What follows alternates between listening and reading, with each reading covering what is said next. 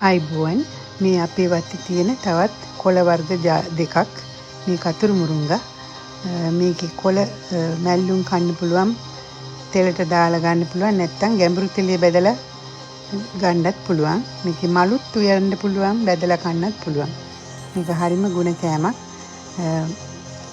මේ බලන්න හරිම තද කොළ පාටයි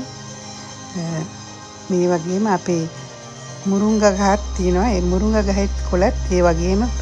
මැල්ලුම් හදලා බෙදලා හරි ගැඹුරු තෙලේ බෙදලා හරි ගන්න පුළුවන් කොළ වේලලත් ඒ වගේ හදලා බොන්න හුඟක් අය කියනවා මේක බිව්වම ඇඟට හොඳ සනීපයක් දැනෙනවා රැයට නිින්ද යනවා කියලා කුරුල්ලොත් හරි කැමති මේ මුරුංගා කොළයි කතුරු මුරුංගා කොළයි කන්න හැමතිස්සෙම කුරුල්ලෝ මේ ගහේ ඉන්නවා මේ බලන්න මෙන් දැනුත් 3-4 දෙනෙක් ඉන්නවා ඉගිල්ලා යනවා thank you please subscribe my channel මගේ channel එක subscribe කරන්න බොහොම ස්තුතියි